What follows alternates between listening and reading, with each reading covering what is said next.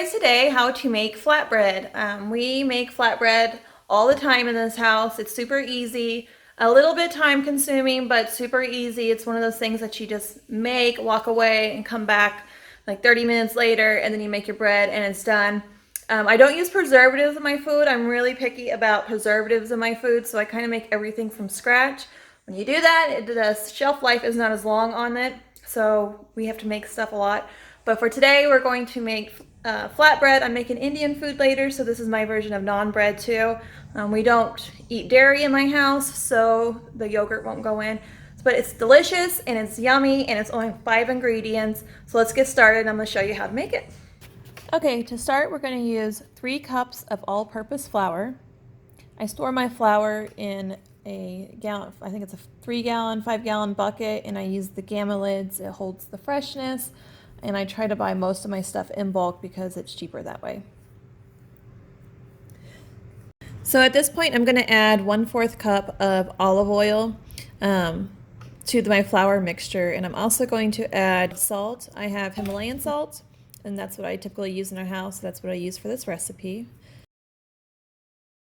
And then I'm going to add 1 tablespoon of sugar to the flour mixture as well. You can use different kinds of sugar. I just use pure cane sugar. That's what I had on hand. And then I'm going to add 1 packet of dry active yeast to a bowl. And then I'm going to add, I did about 2 tablespoons of hot water. The water has to be hot for it to activate. I also added 1 teaspoon of sugar. You can do a little bit more sugar. I didn't think I really needed it, and it turns out I didn't because the yeast really set up and activated quickly. So stir it all together, mix it in, and then you're just going to let it sit. It takes about 10 minutes, and when you come back in 10 minutes, you should have a nice thick foam over the top of it. If you don't, let it sit a little bit longer, but yeast can go bad quickly.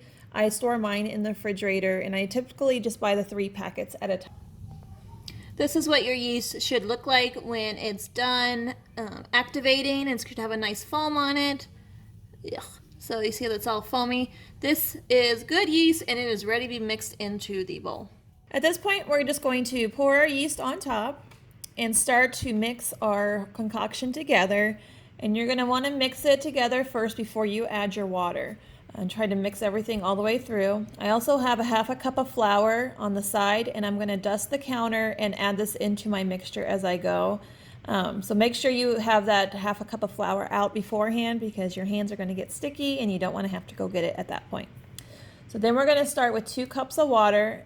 I would start with 1.5 cups and stir it in, and if it needs more, add it then, but it just depends.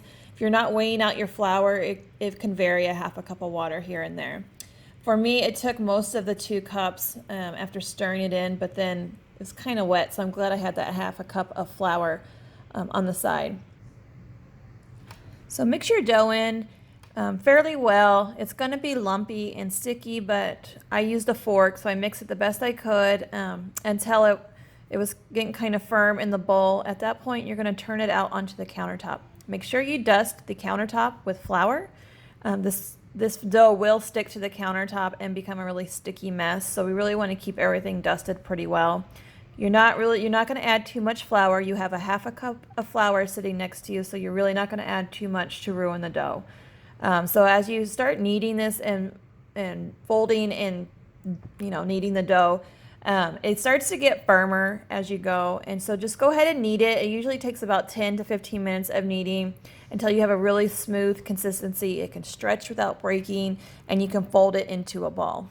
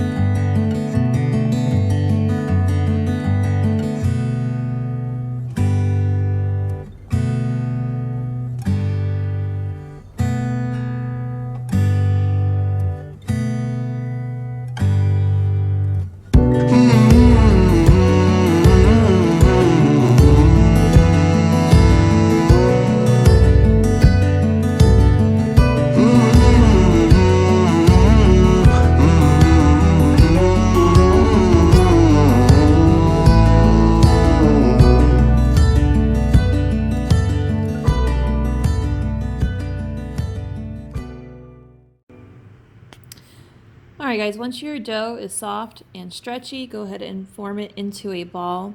And get a bowl and lightly grease it and put your dough in there. I didn't do this, so it was really hard to get the dough out of my bowl. But go ahead and grease your bowl, put the dough in there, and cover it with a clean dishcloth and place it somewhere nice and warm. I had my oven on earlier, so this was a nice warm spot. It helps the yeast activate quicker. Wait 30 minutes and come back, and this is what you'll have. So I waited a little more than 30 minutes. It was more like an hour, but who's counting? So go ahead, and I had to go ahead and work this out. You shouldn't have to if you have oiled or greased your bowl, but I didn't, so I had to put a little elbow grease in there to get it out. But once again, you're gonna lightly dust your countertop with flour, and then you're gonna roll your dough out onto it. You're gonna wanna knead your dough a little bit, just to deflate it, because it's kind of airy. You wanna deflate it, so knead it down a little bit, and then you're going to take a 1 to 2 inch ball of dough, just break it off from the big pile of dough there, and form it into a ball in your hand. It's still really going to be sticky, so make sure you kind of lightly coat your hands or powder your hands with flour. It helps it not stick to your hand so much. But once you get into a bowl or a ball, you're going to lightly dust each side of it with flour. I just tapped mine onto my floured surface. That's all I needed. I just want to make sure that when I roll it out, it won't stick to my rolling pin. I did not have a rolling pin. I couldn't find mine. So I used a cup, worked fine. You want to roll out your dough until it's thin like a pizza crust, maybe like a thin crust pizza, but you want it to be pretty thin. It's been sitting a while. The gluten has broken down in the flour, so it should roll out pretty easy. Once it's rolled out, you're going to want to put it into a pan. You want to preheat your skillet for medium heat. Make sure your skillet is still hot, is hot when you put your dough on there, because you want it to start cooking immediately. Once your dough starts bubbling, you can go ahead and flip it to the other side, kind of like you would a pancake. So once it starts to bubble up, flip it over, but watch your heat, because my heat went really high. Even though it was on medium, it went really high. So I was fluctuating back and forth, turning my heat up and down so my flatbread did not burn. But it turned out really well. I was very pleased with our flatbread, and I hope you guys will be pleased with yours as well. So this is the finished product. I had about 12 pieces of flatbread, and it was delicious. It always tastes better when you make it yourself. I know you guys can do it. It looks labor intensive, but it's really not. So if you have any comments, leave them down below, and thanks guys for watching. All right, we'll see you next time.